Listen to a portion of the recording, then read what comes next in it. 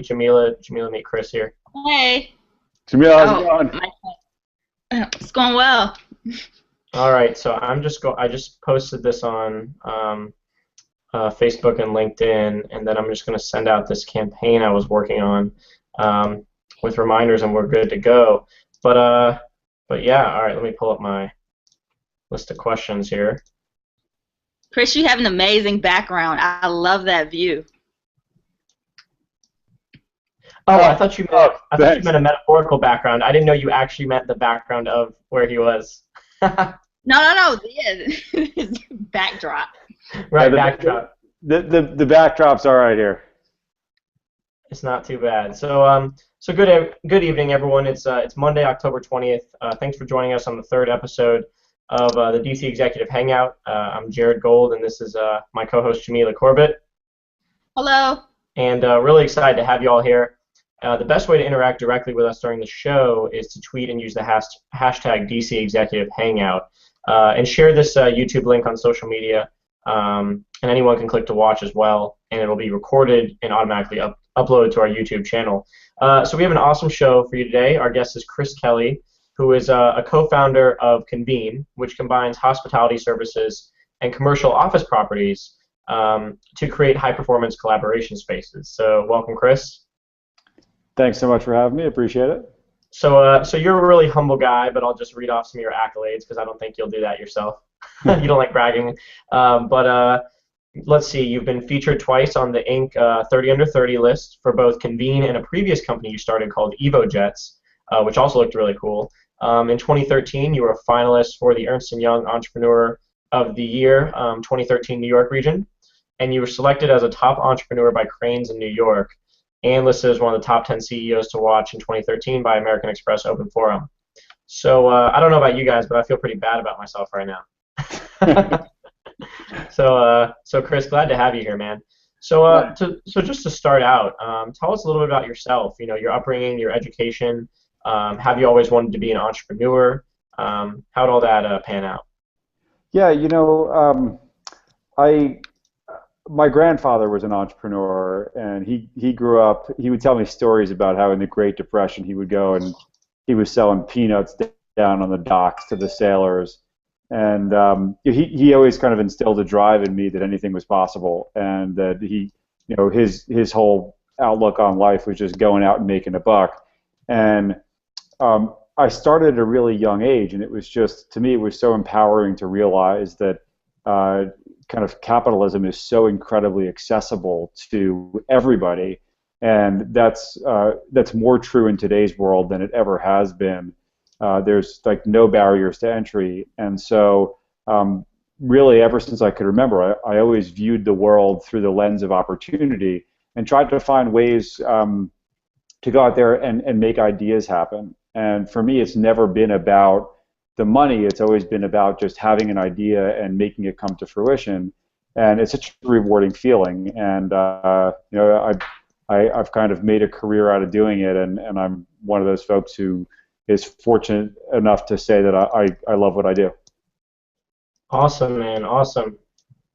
And so I guess my next question is, tell us about, before we get into Convene, just tell us a little bit about your other business ventures like EvoJets, and I think I read that you started some other small ventures in Costa Rica, some other places. So what's the deal with your other ventures that you started, and how did you sort of come across, end up with Convene? Yeah, so the early things weren't businesses. To call them businesses would be overstating, but they were kind of projects that made money that I was able to pursue. Okay. So I think that my earliest entrepreneurial past goes back to like first grade, when the principal called my mother and said, Chris is selling candy on the back of the school bus and he's taking kids' lunch money. That was kind of like the first venture that I really remember. And my mom was like, I don't think I'm going to really discipline him for that. Like, she was always really a positive influence and very encouraging. At every stage of life, I've always seen the opportunities that were kind of in front of me. So when I was in high school and I was a lacrosse player, I created a retail lacrosse store with some friends of mine. I created a lacrosse camp with some of the other players from the team. and work with local parents and students to kind of make that happen. And then when I was in college, the opportunities were selling spring break trips, it was selling ticket parties, it was selling used textbooks, it was selling pretzel parking lot of basketball games and concerts, and I did all those things, and I always made it back in time to to go out and party with my friends. So that was always kind of instilled in me, just going out and making things happen. But more than just entrepreneurship, I think that it's really important that as we go through life that we maintain perspective in where we are. And contrary to what most folks would think today, I spent the 2 years after college traveling around the world, backpacking, developing countries on $20 a day, living really a bare bones lifestyle. And my objective there was to really gain perspective and better understand kind of what the life was that I have here in the United States, which is the best country in the world, and to come back here and really understand that even the worst case scenario that we confront as Americans is still better than even the best case scenario from people in other countries.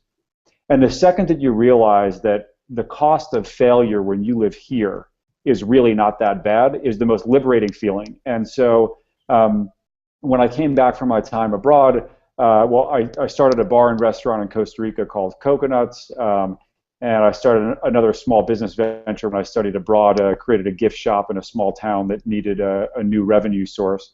And I did those small business ventures, but when I came back home, it was time to get serious. And in between business ventures, and what nobody ever tells you, but is part of every entrepreneurial story, in between business ventures, I was waiting tables and loving it. I still think it's a great job, and kind of owning my own section of the restaurant. And an opportunity presented itself that would have been hard for me to create or replicate, which was to start a private jet charter company at the young age of 25 with my girlfriend at the time, who's now my wonderful wife. And we started that at 25, and then we did that for a couple of years before my good friend from college, Ryan, called me up with kind of a business idea / challenge to start Convene, which was at the time called Century Centers. And the story there was, I came to New York on a vacation to grab a coffee with him and create a business idea, and I never went back to Colorado again. My wife ended up running EvoJets, which she still runs today, and Ryan and I have been fully focused on Convene. Wow, That's an awesome story. I really like your perspective there in terms of the worst case scenario anywhere, like in America. We're very privileged to where even if we end up not making rent and we do have to sleep on a park bench or something, that's not so bad. Not that bad.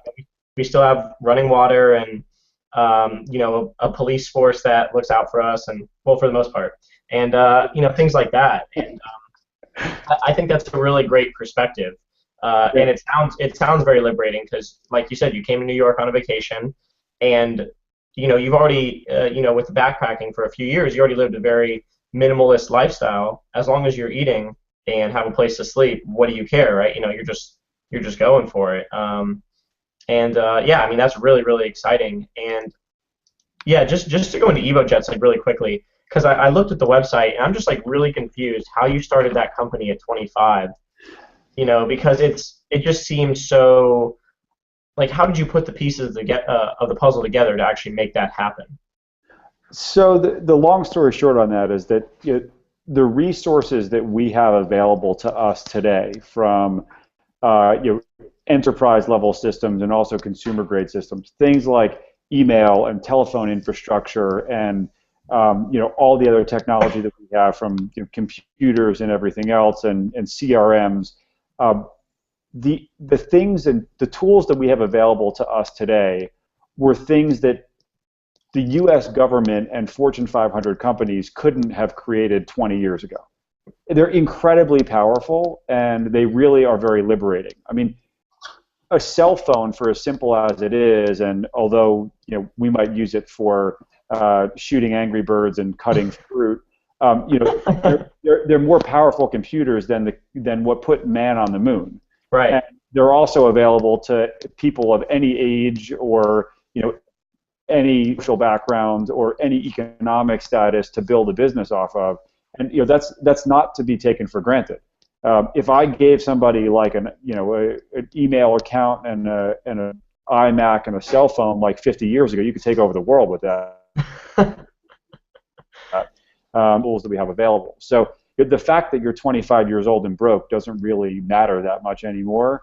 Pretty much everybody has these unbelievably powerful tools available to them. So, at the heart of it is kind of a universally applicable fact is I think anybody can start a huge business if they just really think big and execute.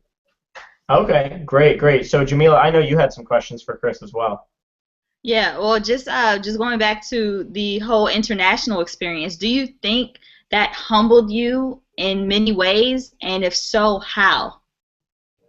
Yeah, the biggest way that it humbled me is that the people in the world that have the least are the most generous, happy, wonderful people.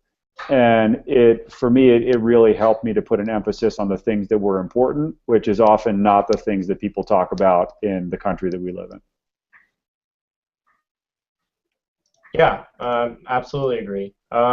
So Chris, I guess the first question in terms of Convene is, I read on the website that Convene works with over 70% of New York's Fortune 500 companies. So, and your company is only a few years old. So, how did you end up landing these quote-unquote golden geese? Like, how did you end up, going from company with no credibility just starting out to working with some of the biggest companies in the world? So, I in some ways, I think that like the B2B, B2C bifurcation is really a myth, which is that the Fortune 500, you still have to sell to individuals. And if you can connect to those people, if you could understand their challenges, if you could understand their emotional triggers, you can sell them anything, even if you're young and small. And that's exactly what we did. And so, what you realize is a big company, a Fortune 100 company, an ExxonMobil or a JP Morgan, they sound really intimidating until you realize that the person making the buying decision there is a person just like you and me. And you can approach them and you can speak with them and you could understand what they need from your service, and then you just need to go out there and deliver it better than anybody else. So to kind of scale it down and make it much more approachable is to realize that the buyers at those really big companies are just like you and me, and so long as you make them look good, so long as you understand what their pet peeves are and you kind of reverse engineer a solution that makes them love you, they'll love you back. They'll kind of become net promoters of your product. I think that's, very well said. Is that it seems intimidating to sell these big companies, but at the same time, like you said, these are just people making the decisions. They have their own biases. They have their own motivations. It's not like one person can embody a multinational corporation, at least for the most part. Yeah. So moving along into sort of the main body of the video chat here, can you tell us a little bit about your thoughts on workplace culture and how it's changed over the past 10 to 15 years? Right? It's obviously moved away from more sad, boring cubicles in the office space days to other stuff. So what are your thoughts on how it's changed in the past 10 to 15 years? So the most important thing to understand as it relates to the workplace and the opportunities that the history of it, which is the invention of the Industrial Revolution, and the tools that were kind of that were being used and employed at the time it was very much about the assembly line and division of labor. And while division of labor and assembly line type thinking, which is very linear in nature, applies well to manufacturing, it's really the opposite of what's required for collaboration. And when they built offices to support the companies that were powering the Industrial Revolution, the Fords and the General Electrics of the world, they really modeled their offices and their workflows and the collaborative processes. They modeled them off of the assembly line. So where you started with a challenge at one end of the spectrum, and then you kind of passed it along in a linear fashion to other people. The process of collaboration, which is really integral to the success of any company today, is very different than that, which is that the idea being passed along to different hands along the linear spectrum. The problem sits in the middle of the collaborative process, and then people kind of work around it. And so, what we realized was that the world needed better collaboration space that understood what was going on inside of this. That was the strategic objectives of the companies, and aligning the services from a hospitality standpoint and the design of the physical spaces and the resource provisions to support that collaborative activity. And so, and being very much purpose-driven in the way that we deliver design and service. So, for example, what we understood through secondary research was that there's 3 different types of meetings. There's evaluative meetings where decisions are being made. There's generative meetings where ideas are being created. And there's informative meetings where a predetermined set of information is being shared with a group. Once you understand those 3 important categories, you can start to design spaces that actually support those activities in a very intentional way. And so those are the types of things that the difference in what the status quo and what the requirement is for collaboration is kind of the VIG that we're trying to close to capitalize on the opportunity. It seems you guys are a very forward-thinking company. So what do you predict the future of work to be 5, 10, even 20 years from now? So I think what we're finding is work is no longer a place, it's an activity. And so that activity is very mobile and transferable. So when you ask that question, I think it's important that we now have to segregate work and workplace as 2 different things where they were formerly synonymous. And once you understand that work and workplace are 2 different things, the work needs to be designed in a way that increases productivity, collaboration, and innovation. The process of collaboration is, the process of innovation and collaboration in a company is about, the first thing you need is to attract and retain the best and brightest talent. Then you need to motivate and inspire them to solve a problem. And then once you have their ideas, you need to be able to extract it and combine it and then synthesize some results from it. So that's the workflow process. Now, the work fundamentally shifting in, you used to be able to tell your employees that you had to come to work. But now that work can happen anywhere, the workplace is really serving a different function, which is it needs to attract and retain the employees, not be a space that just contains them. It's not a jail cell that they have to report to. It's really more of an amenity. And so, to answer your question kind of simply in a way that we would all understand, is that the future workplace looks a lot more like a college campus than it does a whole bunch of cubes in a farm. And I think you make a great point, because even corporations now are trying to appeal to the millennial generation that are entering into the workplace, and they're having to adjust their company culture to exactly what you're talking about, not as a space to just do work, but as as an environment where people can collaborate. So what are some of the basic things that pretty much any company can do to encourage that collaborative environment? So it's creating the space. Well, first of all, it's starting with the right people. So you need to have a good recruitment mechanism to get the right people aware of your company. And then in today's world, people don't just want a paycheck. You need to be able to explain to them the reason why they should show up. What problem are we solving for the world? Because millennials are also called the purpose generation. And if you're not showing up to work feeling like it's a rewarding pursuit every single day, then you're the best and brightest that's want, and you're not going to get access to those types of people. Once you have them, in your company, which is a major challenge into itself. The next thing is design physical spaces that that are going to help them to work the best. And then to complement the spaces, you really need to have services and amenities that that keep them inspired and engaged at work. So when I talk about that, in my mind, I look at the design and the physical nature of the workplace really as being like what hardware is to a computer.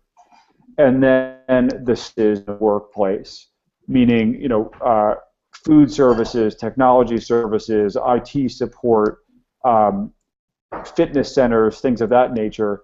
They're more like the software that the hardware runs on. And exactly like in the computer world, if the hardware and software, if the physical spaces and services are designed together to solve the same problem or to support the same strategic objective or desired outcome or result, that it's going to be a much more effective tool than if those things are conceived separately. And so at Convene, we believe in the power of physical space and service combined. And we understand that it can materially improve the outcome of the collaboration and work that happens within a physical environment. And that's kind of the idea that inspires to kind of deliver our best work. And frankly, we think we do it better than anybody else in the world. So it sounds like if I could like sum up the main points that I heard, it was, you know, kind of a college campus-like environment, a little more casual. You say you have the amenities like the exercise spaces, maybe some healthy snacks on site, and just probably lots of like open tables, right? You know, you mentioned in an earlier question, you know, not the cubicle farm, and I had a brief job in IT, and the cubicle farm was not the fun place to be. I mean, as funny as it is in movies like Office Space, it's kind of a nightmare to actually live.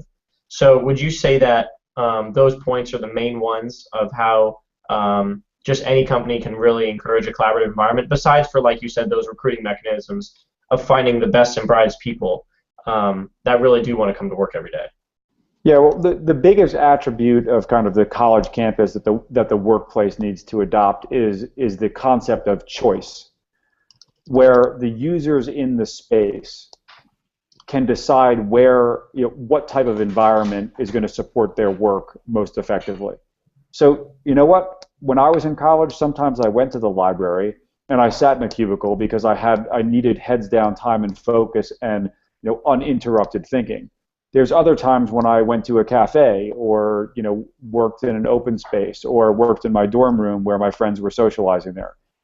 The workplace is exactly the same, where as opposed to having any assigned space, you're instead given the option to choose from a variety of environments that kind of meet the requirements of whatever it is that you're working on at that specific time. And that could change, you know, every minute of every single day. From, you know, you jump on a conference call, you try to work on a project. You know, the things that we do throughout the course of the day change very rapidly. So it would be unfair to assign a single workspace to any single profession or role.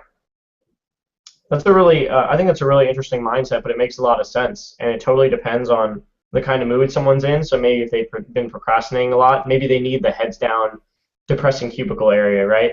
And then other times, maybe they need just they need to see people walk by for a little inspiration, or maybe they want to be in a place with some food and some coffee and things like that. So I think you bring up a really cool point, is that there is no one size fits all. It's different people have different moods and they work productively in various environments, and it's about finding, you know, just making everything available, and like you said, the choice. So I think that's really cool. I've never heard that, but I definitely buy into that philosophy.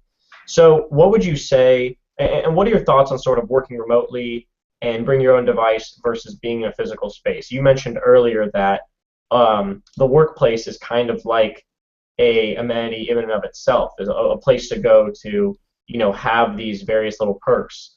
But you know, what are your thoughts on just working remotely versus in a physical office in general? I think it's a choice, but it's probably a choice that people make on a daily basis. You know, is the work that I have to do today best done at the office or at home? I don't really see it as being incredibly sustainable as a standalone option. Not that it's not possible, but it's short of ideal in my opinion. What I've found is that remote or digital or virtual collaboration and communication works best when somebody has a basis of trust and a pre-existing relationship. So if your entire relationship is virtual or remote, it's not going to achieve the same potential it would if it was a hybrid of kind of a true in-person experience blended with sometimes the use of virtual. Makes a lot of sense to me, and I agree. I think if someone was just work remotely 100%, they're not getting that teamwork vibe. I think there is something about the human element that does make a lot of sense. And as opposed to email back and forth, if you can just get a bunch of people to sit down together, a task can be completed much quicker. Now, what do you think in terms of well, we'll skip the next question that I had planned because you kind of answered it. So the last question in terms of the main content, and then we're going to find out about some tips you have for entrepreneurs and productivity, things like that. But tell us about your favorite productivity tips. Do you have any specific techniques or software or tools, et cetera, that you use to keep you on track and doing a lot of things? Because you started your EvoJets company, now you have Convene. You still make time for a bunch of other stuff. So obviously you have some effective systems going on. We'd love to hear about them. Yes, please share. We're productivity tool geeks. Yeah. Yeah, I try not to sit in front of my inbox all day. And I try to meet with people in person and connect with them. I try to pick up the phone more often. When you see a conversation go back and forth over email and you realize that it's 50 emails back and forth, it's just the time to pick up the phone was like on the third email. And I feel there's an over-reliance on email communication today, and I don't think that's a good thing. I don't check my inbox every 5 minutes. I check it a couple of times a day and try. I make time for it. But yeah, I think it's really about getting out from behind our computers, getting off of our phones, and just meeting with people and connecting as human beings. It makes a lot of sense to me, and I've tried to adopt these sort of batching emails, right? So checking, maybe I'll check it multiple times a day, but I'll only respond to emails 2 times per day, and that's definitely saved me a ton of time. Because are you a fan of Tim Ferriss by any chance? 4-Hour Workweek guy? I know, not so much. I'm not into a 4-hour work week, and I believe that my most important job is helping other people, not just creating a business that makes money for myself. But anyway, yeah, there are some great tips that he has, but I think we're a little bit different in our perspectives on things.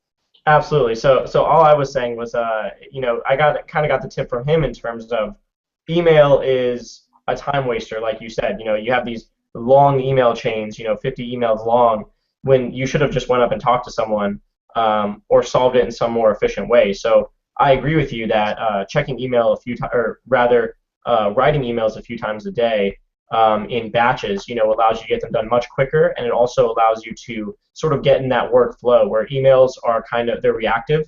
So you need to stop what you're doing and then answer them and then go back, and getting into that kind of flow state in a sense of getting back to where you were. All that task switching, takes a toll on your brain and how efficiently you get things done. So I think that's a great productivity tip, and I think too many people do live in their inboxes, and then they never actually get anything done because they've been working for towards an agenda of everyone else's but their own, right? Because they're responding to emails. Yeah, and another thing is about email etiquette. I think as communication is so accessible in our world today, that it's really important that people understand that there's etiquette to email. There's a document called the Email Charter that I recommend every company adopt and share and live by, which is really just about cutting down on a lot of the clutter. so much productivity is lost in our inboxes and just reading junk that we don't have any real need to be connected to. And I think there's a lot of there's a lot of wasted productivity and time in that. Great, great. Sorry. So yeah, I mean, thank you for all that great insight there. And then, so the other part of the show here is, I just want to talk about sort of you as an entrepreneur and just ask you some random kind of fun questions. First one is, I noticed that you're involved in the Peter Thiel Foundation, and that guy is, awesome. One of the PayPal mafia. A peer of Elon Musk, and anyone who's a peer of Elon Musk is automatically awesome. So what is your involvement in the Thiel Foundation, and what do you think of it? It's fantastic. My involvement is as a mentor to their young under 20 entrepreneurs, and it's very inspiring to work with the folks that they've kind of curated. It's really, they have the smartest young talent in the world are make up and constitute the membership of the Thiel Foundation, and it's very inspiring for me to get to work with them. They are so smart, it is crazy, and if anybody has a pessimistic view, then they should speak with some of the Thiel Foundation fellows, and I challenge them to have anything but incredible optimism after you speak with some of these young folks. Yeah, I mean, Peter Thiel in and of himself is just such an interesting guy, and I'm looking forward to checking out his new book, 0 to 1, that I know he just released. And yeah, just the things I've heard him on various like radio shows, podcasts, whatever, and the guy just says like absurd, groundbreaking stuff, and puts things in ways that I never thought about them before. So that's really cool that you're involved in that foundation. And for those of you that aren't familiar with Peter Thiel, he's one of the founders of PayPal. Had a very successful exit, obviously, when he sold the company to eBay with Elon Musk, and I'm leaving someone else out, I feel. I don't know, but and now he helps out entrepreneurs in his Thiel Foundation. And correct me if I'm wrong, Chris, but it tries to get entrepreneurs 20 and under to forego going to college and instead pursue their dream of entrepreneurship. Is that correct? Yeah, that's exactly it. Is basically if you think about the amount of money that people invest in their college education, if they took that same amount of money and put it toward an entrepreneurial pursuit, it's more than enough to get started and fail a couple of times over. And I think that the lessons learned there, and also the effect on the world that you could potentially have, is way greater in that framework. Now, granted, I think it works for really high aptitude folks. It works really well, which is why he intelligently and to no surprise has kind of curated the top 100 plus young minds in the world to be part of that challenge that he's posed. Right, yeah. Definitely the super genius wizards of that are in their teens and just approaching 20. And Jamil, I know you had some questions as well for Chris. Yeah, what's your most important tip, or a few tips that you want to share to people who have an interest in pursuing entrepreneurship? You just need to get started. Nobody starts in the way that you envision them. Everybody starts with something small. Everybody starts whatever it is, selling candy or pretzels, and it's about taking incremental steps. I think that training for entrepreneurship is really much less academic and it's much more athletic. So it's the same advice that I'd give to somebody who wanted to go and try out for the NFL or to be a professional weightlifter. It's like, sure, if you go and try to bench press like 500 pounds for the first time, it's not going to work out that well. But that's not the way that you become a Olympian weightlifter. It's you start with the biggest weight that you could press, and then you kind of you're diligent and you continue to push it, and you're going to work harder than everybody else. You're going to try to drive every single factor for your success, and create as many opportunities as possible, and then eventually you might find yourself on that world stage. But It's a shame that people, it's great that people look up to established entrepreneurs, but it's a shame that more established entrepreneurs don't talk about the very humble beginnings that I think all of us share. Yeah, I mean, I was watching a Robert Greene TED Talk today, or TEDx talk, um, and he said it really, really well in this quote. And he goes, "Any change in people's fortune is merely the visible manifestation of all that deep preparation over time," right? So, our culture glorifies the Mark Zuckerbergs and all that, and they now have the Silicon Valley TV show, but that is not the case for most people. A lot of times people fail so many times over before they get that great idea that actually gets momentum, or they've been working at it for years, and finally something just kind of clicked, right? So, like you said, not everyone starts out with the brilliant idea. We've all heard the people that say, oh, if only I had a developer for this idea, my app would make millions of dollars, and all this nonsense. People just assume that things are overnight successes with ideas, but really, I think it's like you said, just about the hustle in general, about just making things happen and getting started above all else, as opposed to just talking about doing it, because there is no perfect time to ever make that jump, right? At some point you just have to make a risk, and you can't be certain if it's going to work out. Yeah, and also realizing that everybody needs to forget about the Instagram guys. That's not Right. that's not a reasonable expectation to set. And what everybody needs to understand is that there are a lot of entrepreneurs in whatever community you live in.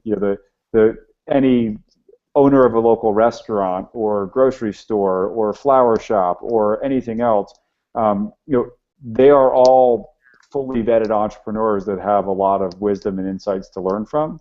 And everybody should kind of start there at something that's attainable and accessible to them. And once you start understanding the basics of entrepreneurship, then you can start to dream bigger. But you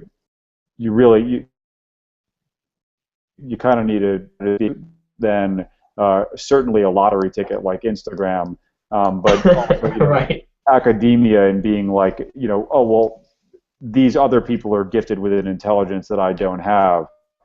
Anybody who's willing to work hard can be an entrepreneur. They just need to put one foot in front of the other and don't stop. Absolutely. So would you suggest mentorship? You think that'll be a good road for aspiring entrepreneurs? Yeah, mentorship is great, just so long as you realize that nobody's gonna get you off your ass and make you go and work in every single second of the day other than yourself. So I love the idea of mentorship, just so long as it's not creating some codependency. It's up to you, the entrepreneur, to make things happen, not somebody else. And everybody has that, if this was like that or the other thing, if I had more money, it's like, yeah, every entrepreneur had that thought, and they figured out a way around it. So there's the chicken and the egg, which is kind of like the age-old predicament, and then there's you, and you're the catalyst that makes things happen, not the world around you. I love it. It's very motivational, empowering. I like that. We're all about that on this show. And so Chris, if you had to, just for some fun questions here as we wrap up, if you had to pick a specific time period to live in the past, when and where would it be, and why? Right now. No, it's got to be in the past, and it can't be 10 seconds ago. It's 15 seconds ago. It's listen, if you think about sometimes I try to zoom out and I think about where we are today in the history of the world. If you're an entrepreneur, you've never ever been more empowered and had more resources at your fingertips than you have today. The quality of life that the average person leads today is better than the aristocracy of 200 years ago. We live in good times. There are no barriers to entry. There are no ceilings. There's nothing holding people back. I mean, not if you live in this country. It doesn't matter what your educational backbone is. It doesn't matter what family you were born into. and that's a modern invention of like right now. That's something that wouldn't have necessarily been true, at many other points in history that precede today. So, I'm pretty happy to be where I am. If anything, I'd be so curious to know what this world looks like in 10 years from now because things are changing fast. Yeah, I always wonder about things like that because technology is just evolving exponentially. How fast will the internet be in 10 years, and what will that enable? Um, will cell phones be our primary computers, and desktop and laptops go away? Like all these, there's a lot of different questions. But one thing that you did bring up that I really like is just the low barrier of entry, right? The information is so freely flowing now, and it's accessible almost anywhere.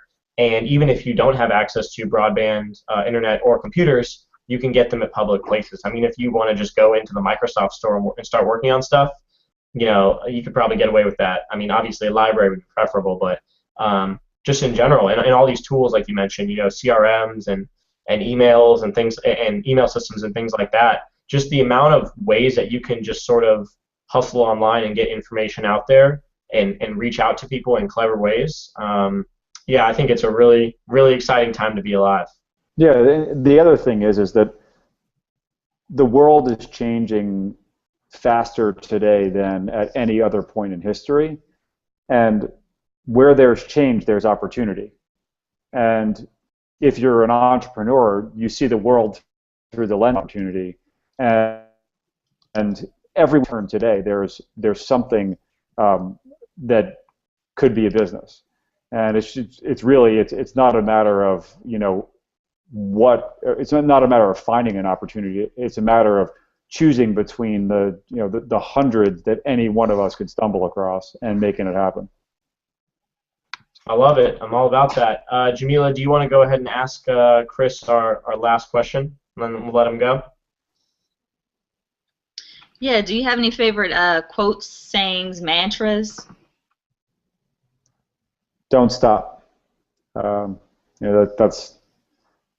Those two simple words can get you pretty far. Just keep grinding away. I like it. And then Chris, any plugs for anything you've worked on, any things you want the viewers of the show to check out? No, not necessarily. I mean,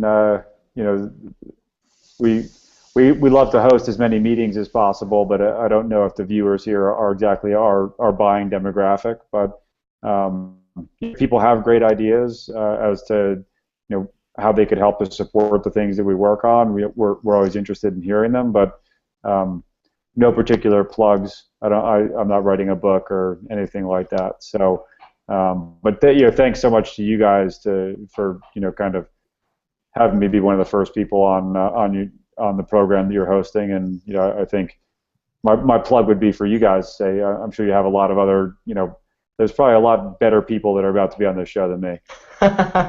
No, man, you're a great guest, dude. You've done a lot of cool things. You've given us some great insight. Really, Jamila and I really appreciate you coming on the show, giving a lot of cool information to the viewers. Maybe not a ton of viewers yet, but as we get this thing going and snowballing, people will see it in the YouTube archive.